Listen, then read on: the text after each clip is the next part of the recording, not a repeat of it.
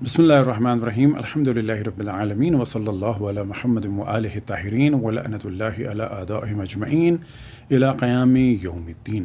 پاکستان میں اس وقت ایک بہت ہی اہم موضوع پر ڈسکشن کیا جا رہا ہے اور وہ ہے ہیومن ملک بینک کا۔ بلا شک اس کی ضرورت پڑتی ہے بہت سارے ان بچوں کو کہ جو پری میچور پیدا ہو جاتے ہیں اور وہ کسی قسم کا فارمولہ ملک ہضم نہیں کر پاتے۔ اسی طرح سے اور بہت سارے بچے ایسے ہیں کہ جن کی جان کو خطرہ ہوتا ہے اور ان کے لیے ضروری ہوتا ہے کہ اس قسم کا کوئی بینک ہو کہ جہاں سے ان کو فری یا کم قیمت میں مل سکے۔ اب یہ اور بات ہے کہ ایک اچھا کام ہو اور پاکستان میں وہ نیگیٹو بن جائے، یا یہ کہ کام اچھا ہو اور اس کو اچھی طریقے سے نہ چلایا جائے۔ اب مثال کے طور پر جو خواتین اس میں ملک دیں گی ان کا پورا چیک اپ ہونا چاہیے، ان میں کسی قسم کا کوئی خطرناک قسم کا وائرس نہ ہو، بیماریاں نہ ہوں، خصوصاً HIV یا ہیپیٹائٹس وغیرہ، اور اس کے لیے ظاہر ہے کہ خرچہ ہوتا ہے۔ تو یہاں پر دو موضوعات ہیں کہ اس قسم کا بینک پاکستان میں صحیح چل پائے گا یا نہیں چل پائے گا، اور اس کے بعد جب یہ دودھ جمع ہوگا تو اس کو صحیح طریقے سے پیسٹورائز کیا جائے گا یا نہیں کیا جائے گا، اس کو صحیح طرح سے پریزرو کیا جائے گا یا نہیں کیا جائے گا، اس کی ڈسٹریبیوشن صحیح طریقے سے ہوگی یا نہیں ہوگی۔ تو یہ بالکل ایک الگ موضوع ہے، لیکن جو اصل موضوع ہے وہ یہ چل رہا ہے کہ علماء اہل سنت کی جانب سے اس کی مخالفت ہو رہی ہے۔ اب ایک جانب یہ بھی ذہن میں رہے کہ بہت ساری نئی ایجادات کے بعد عموماً جاہل قسم کے ملاؤں نے ایک ریئیکشن دکھایا اور بعد میں اس کو ایکسیپٹ کر لیا گیا، مثال کے طور پر کیمرہ ہو یا لاؤڈ اسپیکر ہو یا اور بہت ساری چیزیں ہوں۔ تو یہاں پر جو اعتراض کا موضوع ہے وہ یہ ہے کہ جب یہ بچے دودھ پئیں گے تو محرم اور نامحرم کی تمیز نہیں ہو پائے گی، اور جو پرابلم پیش آئے گا وہ یہ کہ یہ مائیں ان کی محرم ہوں گی اور ان کے بچے بھی ان کے محرم ہوں گے، اور جو شادیاں ہوں گی وہ غلط ہوں گی۔ تو یہاں پر دیکھنا یہ چاہیے کہ اسلام میں ایک حکم ہے رضاعت کا، یعنی دودھ پلانے کا۔ ایک دودھ پلانے کا سلسلہ وہ ہے کہ جو ماں پلاتی ہے، یہاں پر گفتگو ہو رہی ہے کہ ماں کے علاوہ کوئی اور دودھ پلائے۔ تو کیا صرف ایک دفعہ دودھ پلانے سے یا بغیر کسی شرط کے مطلقاً دودھ پینے سے یہ بچہ محرم بن جائے گا اور اس خاتون کے جو بچے ہیں ان سے اس کی شادی نہیں ہو سکتی؟ کیا ایسا ہے؟ تو یہ یاد رکھیں کہ ایسا نہیں ہے، کچھ شرائط ہیں۔ اب حقائق کو واضح کرنا ہے اور برادران اہل سنت کو بیدار کرنا ہے کہ یہ جو کچھ آپ کو بتایا جا رہا ہے کہ یہ جائز نہیں ہے، اور ایک دفعہ بھی کوئی پی لے گا یا مکس ملک پی لے گا 100 ماؤں کا دودھ تو ان 100 کا محرم ہو جائے گا، تو ایسا نہیں ہے۔ اس وقت جو نظریات برادران اہل سنت میں ہیں وہ رسول اللہ صلی اللہ علیہ وآلہ وسلم سے اخذ کردہ اور ان کے تعلیم کردہ یا اہل بیت علیہم الصلاۃ والسلام سے نقل شدہ نہیں ہیں۔ خصوصاً فقہ میں جو نظریات چل رہے ہیں وہ ان 4 لوگوں کے چل رہے ہیں کہ جن کو ائمہ اربعہ کہا جاتا ہے، اور پاکستان میں خصوصاً شیخ ابو حنیفہ کے نظریات چل رہے ہیں۔ تو برادران اہل سنت کو چاہیے کہ اس بارے میں روایات کو دیکھیں کہ رسول اللہ صلی اللہ علیہ وآلہ وسلم نے کیا فرمایا ہے۔ اس وقت ہم اختصار کے ساتھ کچھ چیزیں بیان کریں گے، اگر موقع ملا تو انشاءاللہ اس کو ڈسکس کریں گے کہ رسول اللہ صلی اللہ علیہ وآلہ وسلم سے جو احادیث نقل ہوئیں اس میں کیا شرائط ہیں، کیونکہ رسول اللہ صلی اللہ علیہ وآلہ وسلم کے بعد دین میں رد و بدل بھی کیا گیا۔ کس طرح کا رد و بدل کیا گیا تو خصوصاً اس وقت ہم ڈسکس کریں گے اسی رضاعت یعنی دودھ پلانے کے مسائل سے ریلیٹڈ۔ اب پاکستان میں شیخ ابو حنیفہ کو مانا جاتا ہے، تو آپ کو کچھ ان کے عجیب و غریب فتوے دکھا دیں تاکہ لوگ بیدار ہوں، اور بیدار ہونے کے بعد خود تحقیق کریں اور قرآن اور رسول اللہ صلی اللہ علیہ وآلہ وسلم اور اہل بیت علیہم الصلاۃ والسلام کی جانب آئیں۔ شیخ ابو حنیفہ کے عجیب و غریب فتووں میں سے جو ایک فتویٰ ہے وہ آپ کے سامنے ہم بیان کرتے ہیں، وہ ہے فتاوی قاضی خان میں، جلد نمبر ہے 3 اور صفحہ نمبر ہے 381 اور 82۔ جو 381 کے آخر پیراگراف کو ہم نے ہائی لائٹ کیا ہے ریڈ سے، تو یہاں پر موضوع یہ ہے كذلك لو تزوج بذات الرحم محرم نحو البنت والأخت والأم والخالة وجامعها لا حد علیہ فی قول ابی حنیفہ، کہ اگر کوئی شخص اپنے کسی خونی رشتہ دار محرم سے جیسے کہ بیٹی یا بہن یا ماں یا پھوپھی یا خالہ سے شادی کرتا ہے اور پھر ان سے انٹرکورس بھی کرے تو ابو حنیفہ کے نزدیک اس میں کوئی کسی قسم کی سزا نہیں ہے. یعنی عام زنا میں سزا ہے لیکن یہاں پر نہیں ہے. وجہ کیا ہے؟ یہ ابو حنیفہ کا خاص مزاج ہے، ایک قیاس کرنے والا. اب اس موضوع کا کوئی تعلق نہ قرآن سے نہ اہل بیت سے، سیدھے سیدھے یہ زنا ہے. لیکن ابو حنیفہ نے اس میں کیا سوچا کہ کیونکہ نکاح کر لیا ہے تو اب اس کو زنا نہ مانا جائے. وَإِنْ قَالَ عَلِمْتُ أَنَّهَا عَلَيَّ حَرَامٌ،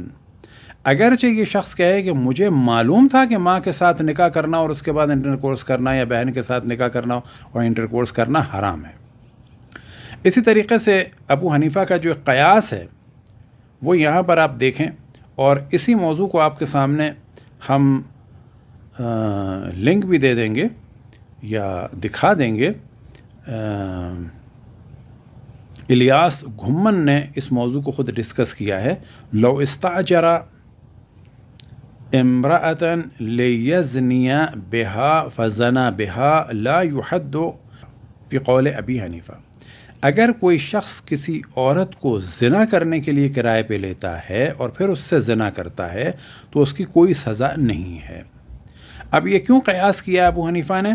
کہ یہ جو پیسے دیے ہیں اس میں ایک شباہت ہے مہر کی. یہاں ہم توجہ دلائیں برادران اہل سنت کی کہ جو ابو حنیفہ کے ماننے والے ہیں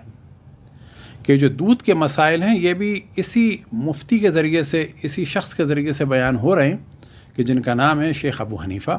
اور ان کے دیگر نظریات کو بھی جانیں تاکہ آپ کو بعد میں کبھی شرمندگی نہ ہو کہ آپ ایسے شخص کے پیروکار تھے. یہی والا موضوع کتاب المبسوط میں سرخسی نے بیان کیا ہے، اور جلد نمبر ہے 9 اور صفحہ نمبر ہے 58، کہ اگر کوئی شخص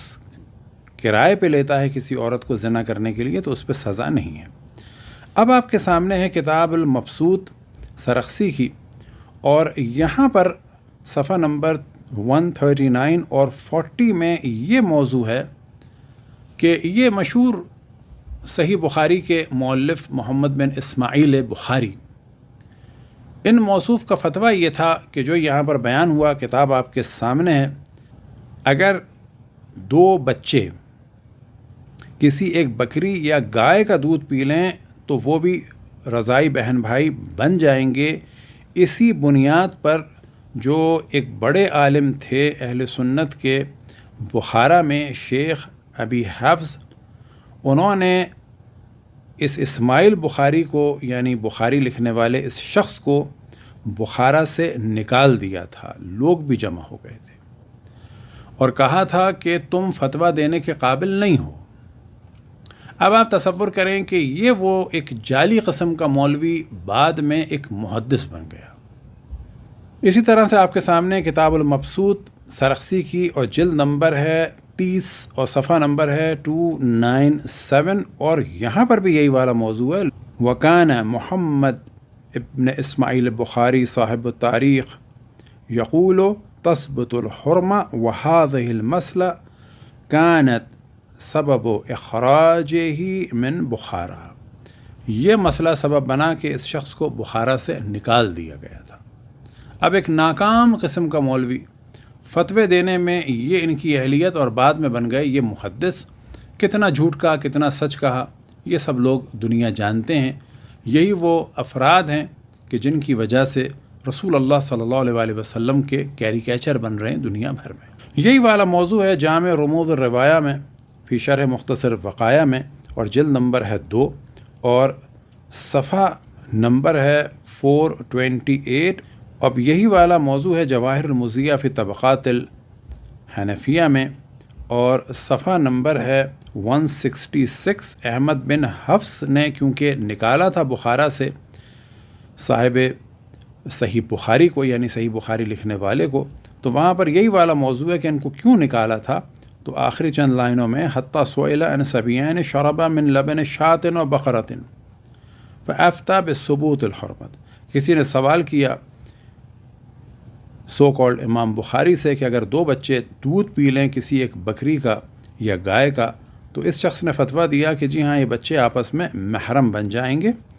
فاجتمع الناس واخرجوه، لوگ جمع ہوئے اور پھر ان کو نکال دیا۔ اب یہاں پر عوام اہل سنت کو چاہیے، پڑھے لکھے لوگوں کو چاہیے کہ پوچھیں کہ بھائی آج آپ یہ فتوے دے رہے ہیں، کل آپ کا بڑا اس سے زیادہ خطرناک فتوے دے چکا ہے، اور اگر بات یہ ہے کہ اس ہیومن ملک بینک کی وجہ سے لوگوں کے نسب خراب ہو جائیں گے، شادیاں حرام ہو جائیں گی، تو ایک محلے کے لوگوں کی تو شادیاں ویسے ہی خراب ہو چکی ہیں بقول شیخ بخاری کے، سو کالڈ امام بخاری کے، کیونکہ اگر دو بچے دودھ پی لیں ایک بکری یا گائے کا تو بخاری کے نزدیک وہ دونوں بھی محرم بن جاتے ہیں۔ تو اگر ساری قوم میں آپ کے نکاح پہلے ہی غلط ہو چکے ہیں تو پھر اور صحیح۔ اب یہ جو انحراف ہے یہ کوئی انہی لوگوں سے شروع نہیں ہوا۔ حضرت عائشہ کے بارے میں سنن ابن ماجہ میں ایک موضوع ہے، اور یہ تمام برادران اہل سنت کو علم ہونا چاہیے کہ جو شیعوں کے بارے میں کہا جاتا ہے ان کا قرآن بکری کھا گئی، تو اصل میں حضرت عائشہ نے ایک کام شروع کیا تھا کہ بڑی عمر کے افراد کو دودھ پلا کے محرم بناتی تھیں۔ کیوں بناتی تھیں؟ کہ وہ ان کے سامنے آئیں اور بغیر پردے کے ان کو دیکھ سکیں۔ تو آپ کے سامنے سنن ابو داؤد ہے، اور یہاں پر بہت واضح لکھا ہے، سو حضرت عائشہ اس واقعے کی بنا پر اپنی بھانجیوں اور بھتیجیوں سے کہا کرتی تھیں کہ فلان کو 5 رضے یعنی 5 بار دودھ پلا دو، جس کے بارے میں حضرت عائشہ کی خواہش ہوتی کہ وہ ان کو دیکھ سکے اور ان کے سامنے آ سکے، خواہ وہ بڑی عمر کا بھی ہوتا۔ چنانچہ وہ اس کے بعد ان کے سامنے آ جایا کرتا تھا اور یہ اس سے پردہ نہ کرتی تھیں۔ اب آپ دیکھیں کہ رسول اللہ صلی اللہ علیہ وآلہ وسلم کے بعد جناب عائشہ کو جب یہ اچھا لگا کہ ایک مرد سامنے آ کے بیٹھے اور اس کو مجھے پردے کی ضرورت نہ ہو، تو انہوں نے یہ بدعت شروع کی۔ تو رضاعت کا موضوع برادران اہل سنت میں ایک نیا نہیں ہے، یہ حضرت عائشہ کے زمانے سے اس کا کھیل بن رہا ہے۔ اب جب لوگوں نے سوال کیا کہ یہ بات آپ نے کہاں سے کہی، آپ کے سامنے سنن ماجہ جلد نمبر 1 اور صفحہ نمبر 543 اور جلد نمبر ہے 2، اور یہاں پر روایت ہے کہ حضرت عائشہ فرماتی ہیں رجم اور رضاعت کی آیت قرآن میں نازل ہوئی تھی، وہ ایک کاغذ میں میرے بستر کے نیچے رکھی تھی۔ جب حضور کی وفات ہوئی اور ہم اس میں مشغول ہوئے تو گھر میں ایک بکری گھس آئی اور اس نے اسے کھا لیا تحت سریری، تو یہ بستر کے ان کے نیچے تھی۔ تو اب آپ دیکھیں کہ اپنے جرم کو چھپانے کے لیے انہوں نے یہ کہا کہ یہ آیت قرآن میں تھی اور بکری کھا گئی، لیکن علماء اہل سنت نے یہ جرم ڈال دیا شیعوں پہ، اور لاکھوں کی تعداد میں شیعوں کو قتل کر دیا کہ ان کا قرآن بکری کھا گئی، اور شیعہ تحریف قرآن کے قائل ہیں، جبکہ یہ موضوع سنن ابن ماجہ میں جناب عائشہ سے نقل ہوا۔ تو یہ ایسے موضوعات ہیں کہ جن کے بارے میں اہل سنت کو علم ہونا چاہیے کہ تاریخ میں مختلف جگہ مختلف موضوعات سے کھیلا گیا اور دین کو بدلا گیا، اور یہ کوئی نئی بات نہیں ہے۔ تو یہاں تک بات واضح ہوئی کہ اسلام کو بالکل کھیل بنایا ہوا تھا بہت سارے لوگوں نے، کہ جس میں اسماعیل بخاری کا آپ کو فتویٰ واضح بتایا کہ کس طرح ایک فتویٰ دیا کہ جس کا کوئی دار و مدار قرآن یا حدیث پہ نہیں ہے کہ بکری اور گائے کا دودھ پی کے بھی جو ہے لوگ بہن بھائی بن سکتے ہیں۔ تو اب کیا شرائط ہیں یہ آپ کے سامنے ہم بیان کرتے ہیں۔ تو سب سے پہلے اس بات کو کلیئر کر دیں کہ تعلیمات قرآن و اہل بیت یعنی مذہب حق اہل بیت شیعہ کے حساب سے اس قسم کے بینکوں سے دودھ لیا جا سکتا ہے، اور یہ بڑا اچھا کام ہے اگر اس میں شرائط پوری ہوں صحت کے اعتبار سے، کیونکہ صرف دودھ پینے سے محرم نہیں بنتے بلکہ دودھ پینے کی بھی کچھ شرائط ہیں، جن میں سے پہلی شرط یہ ہے کہ یہ دودھ بچے کی ولادت کے ذریعے سے ہو۔ لہٰذا اگر کسی کنواری لڑکی کا دودھ ہے تو اس سے وہ نہ ماں مانی جائے گی اور نہ اس کے بچے اس بچے کے بہن بھائی تصور ہوں گے، یا بالفاظ دیگر کہ جو رضاعت والے رشتے ہیں وہ قائم نہیں ہوں گے۔ اسی طرح سے شرط ہے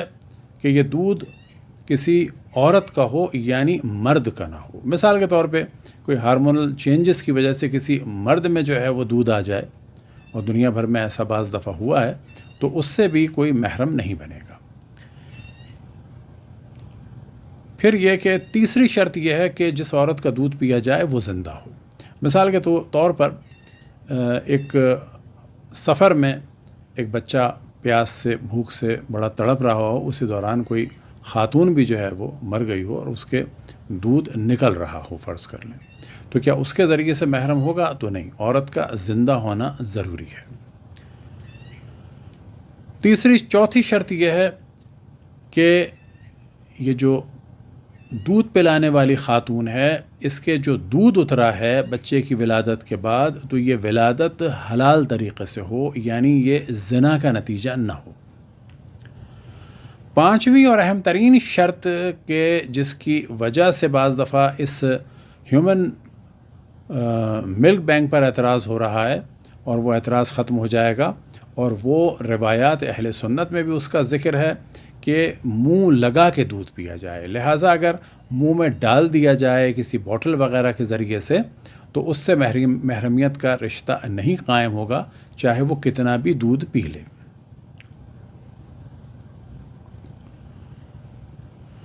چھٹی شرط یہ ہے کہ یہ دودھ خالص ہو۔ اب اگر کوئی خاتون کسی بچے کو اپنے سینے سے لگائے، چند قطرے دودھ نکل رہا ہو، پھر کسی اور چیز کے ذریعے سے کوئی دوسرا دودھ شامل کرے، فرض کریں ساتھ میں ایک باریک سی نپل یا پائپ ہو، اس کے ذریعے سے پانی بھی اس کو دیتی رہے، فرض کر لیتے ہیں ایک بچہ بہت زیادہ رو رہا ہے اور جو خاتون دودھ پلانے والی ہے اس کے خود دودھ نہیں ہے، سوائے یہ کہ چند قطرے دودھ نکل آتا ہے، تو وہ اپنا پستان بچے کے منہ میں ڈال دیتی ہے اور بچہ بہل جاتا ہے، لیکن اس کی بھوک ختم نہیں ہو رہی، اور اس بھوک کو ختم کرنے کے لیے وہ اپنے چند قطرے دودھ کے ساتھ کوئی اور چیز شامل کر دے، تو اس سے بھی محرمیت کا رشتہ قائم نہیں ہوگا۔ ساتویں شرط یہ ہے کہ یہ ایک شوہر کا دودھ ہو۔ مثال کے طور پر ایک خاتون کے بچے کی ولادت ہوئی اور دودھ کا سلسلہ شروع ہو گیا اور شوہر نے بعد میں طلاق دے دی، اور اب یہ دودھ کا سلسلہ چل رہا ہے یہاں تک کہ اس نے دوسری شادی کی اور پھر اس کے بعد ایک بچہ پیدا ہوا۔ اب یہ جو دوسرا دودھ ہے یہ مانا جائے گا دوسرے شوہر کا۔ تو اب اگر کسی بچے نے دودھ پیا ہو اس خاتون کا، فرض کر لیں 5 دفعہ پیا ہو وہ دودھ کہ جو پہلے شوہر کے بچے کی ولادت کی وجہ سے ہوا، اور 10 دفعہ دودھ پیا دوسرے شوہر کے بچے کی ولادت کے بعد، تو یہ چیز بھی محرمیت کا سبب نہیں بنے گی۔ 8ویں شرط یہ ہے کہ بچہ بیماری کی وجہ سے الٹی نہ کرتے۔ اب مثال کے طور پر بچہ دودھ پیتا ہے بعد میں الٹی کر دیتا ہے، تو اس سے بھی بچہ محرم نہیں بنے گا۔ 9ویں شرط یہ ہے کہ بچے کو اتنا دودھ پلایا جائے کہ یہ کہا جائے کہ اس کی ہڈیاں اور گوشت محکم ہوا ہے اس دودھ کے ذریعے سے، یا یہ کہ پورے ایک دن اور رات پلایا جائے اور اس دوران بچہ کوئی اور چیز نہ کھائے اور کسی اور کا دودھ بھی نہ پیے۔ اگر مختصر سا مثال کے طور پہ ایک تھوڑا سا بسکٹ کا پیس لے لیا تو کوئی حرج نہیں، لیکن اگر ایک بچہ اس دوران پورا ایک بیبی فوڈ لیتا ہے اور تو اس طرح سے بھی محرمیت کا یہ سبب نہیں ہوگا۔ اور یا یہ کہ 15 دفعہ دودھ پلایا جائے۔ اور 10ویں شرط یہ ہے کہ بچہ 2 سال سے کم ہو، اور 2 سال بھی کون سے؟ قمری سال۔ بس اگر بچے نے دودھ پیا اور وہ 2 سال سے زیادہ عمر کا تھا تو کتنے بھی دن دودھ پی لے تو اس سے وہ محرم نہیں بنے گا۔ تو یہاں پر ہم تمام مسلمانوں کو اس جانب دعوت دیتے ہیں کہ تعلیمات قرآن و اہل بیت کی جانب توجہ دیں، خصوصاً اس مسئلے میں بعض افراد اٹھیں اور کوشش کریں کہ جو روایات رسول اللہ صلی اللہ علیہ وسلم سے نقل ہوئیں کتب اہل سنت میں ان کو دیکھیں، اور یہ دیکھیں کہ ابو حنیفہ یا باقی دیگر لوگوں نے جو اپنی رائے دی ہے اس میں کتنا فرق ہے۔ البتہ مومنین کے لیے اس بات کو ہم واضح کریں کہ اگر اس دودھ میں کہ جو ہیومن ملک بینک میں ہے کسی قسم کا خطرہ نہ ہو اور وہ بچے کی جان کے لیے مشکل نہ ہو تو اس دودھ کو لے سکتے ہیں، اور کسی قسم کی کوئی محرمیت کا اور یہ جو حرام شادیوں کا مسئلہ ہے وہ پیش نہیں آئے گا۔ اب ایک موضوع کی جانب توجہ دلائیں کہ کافی تعداد میں علماء دیوبند تقی عثمانی صاحب نے جو بہت ساری جگہ سود کو حلال قرار دیا ہے،